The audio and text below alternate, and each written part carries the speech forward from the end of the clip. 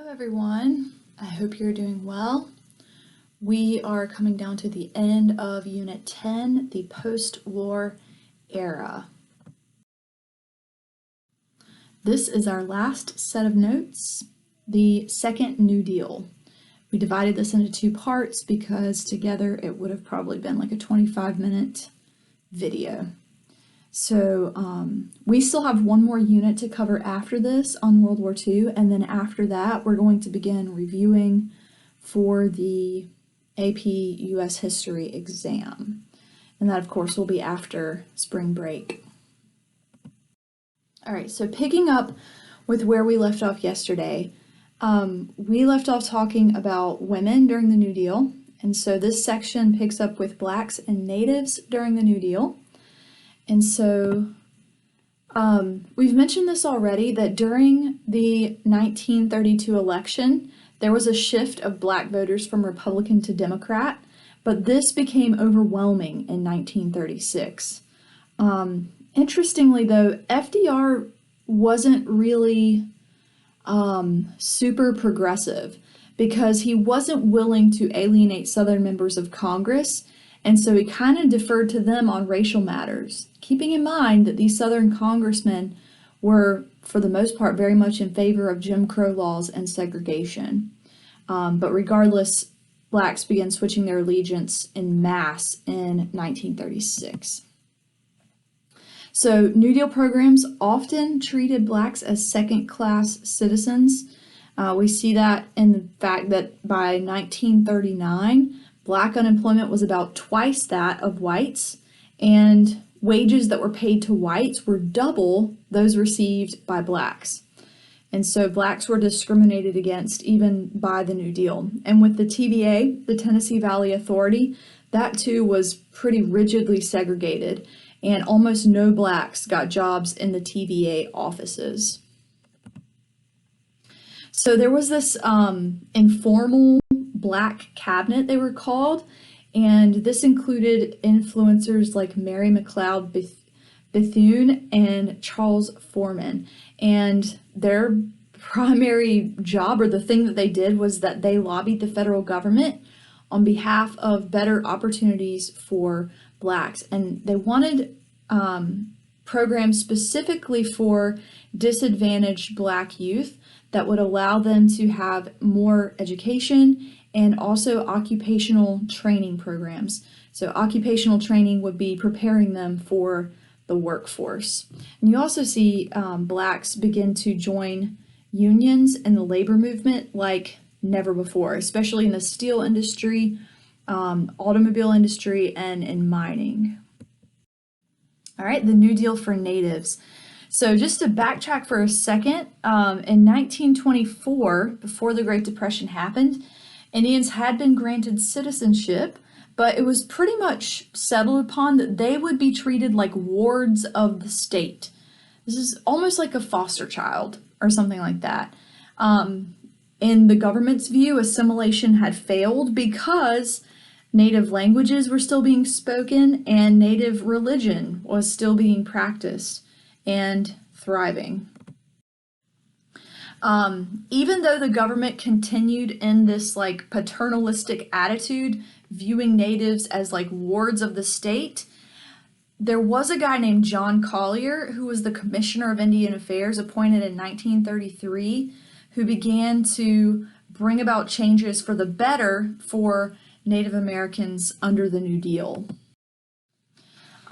We even see in 1934 the Indian Reorganization Act, and the main goal of this was to allow more autonomy or independence by reestablishing the tribal governments that existed before Indians were placed on reservations, and even restoring tribal ownership of Indian lands. So interestingly, by this point you have Indians who own their own land. And so think about native culture prior to Columbus. People owned land communally. Well, when the United States was established, one of the ways that natives assimilated was that they owned private property. And so there were actually several natives who Even though the US government encouraged them to give back up their private land to the tribe, they didn't want to, because there were some natives who had really profitable allotments of land, and they weren't willing to yield this privately held land to a tribal government.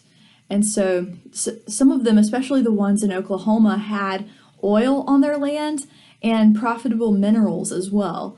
And so it's kind of interesting, but this does mark a shift in the treatment of Native Americans in U.S. politics.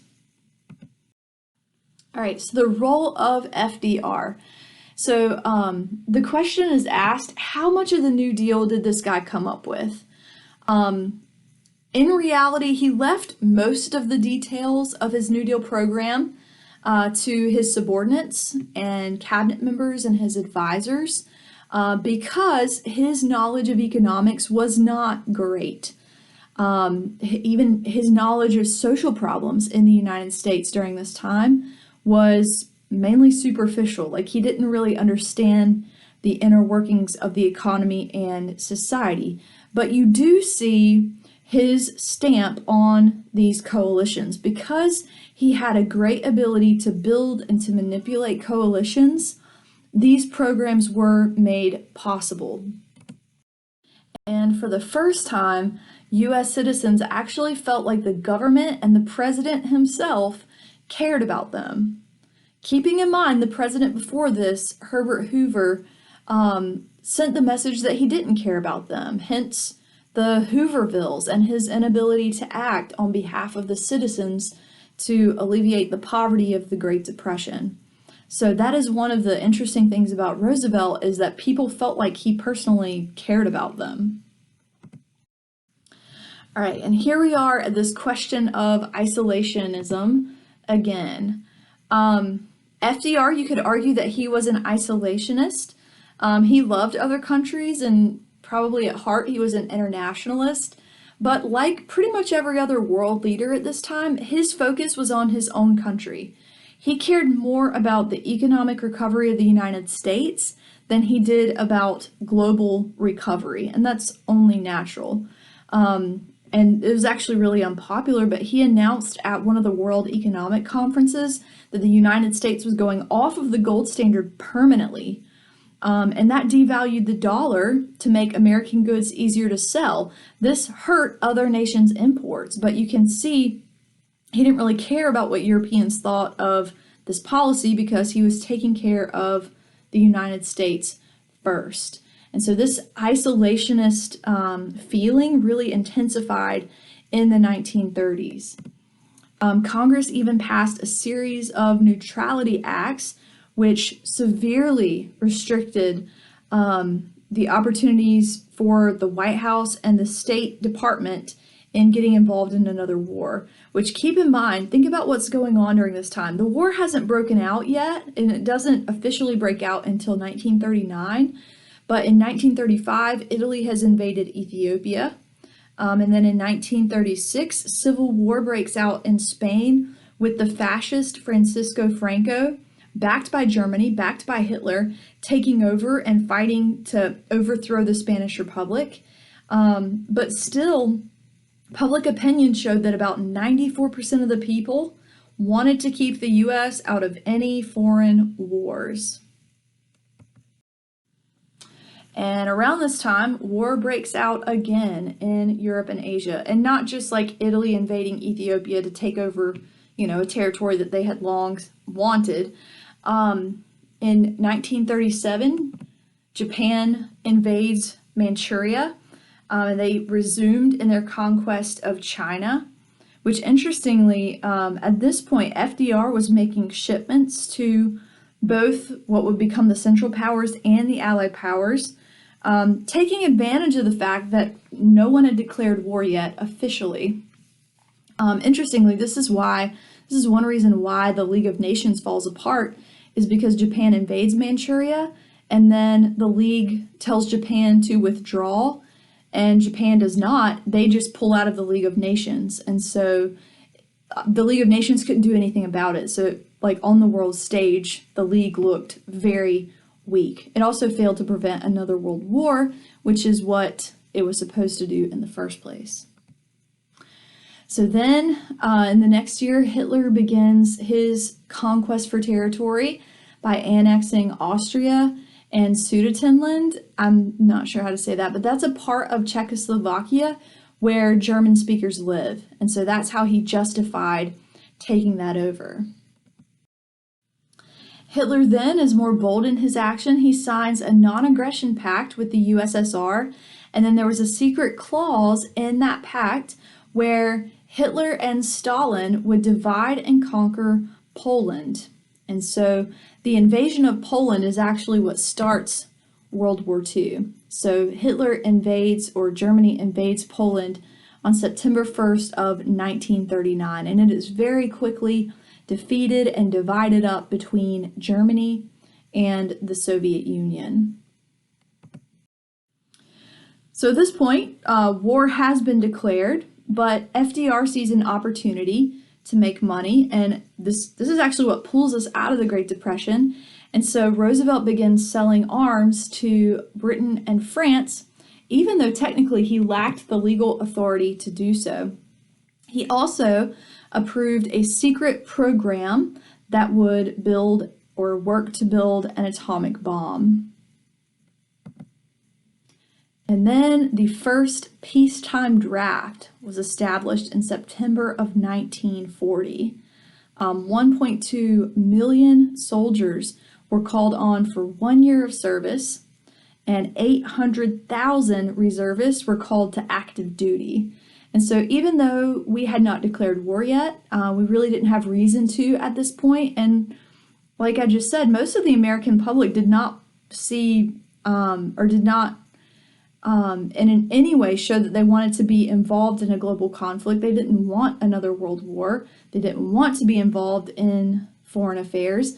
But you can see by these actions that FDR is gearing up for the possibility of war, which would come like a year and 3 months after this peacetime draft was established with the invasion of Pearl Harbor. All right, so election of 1940. So you have FDR, who runs an unprecedented third term. This is the first time someone had run for a consecutive third term on the same political party's ticket.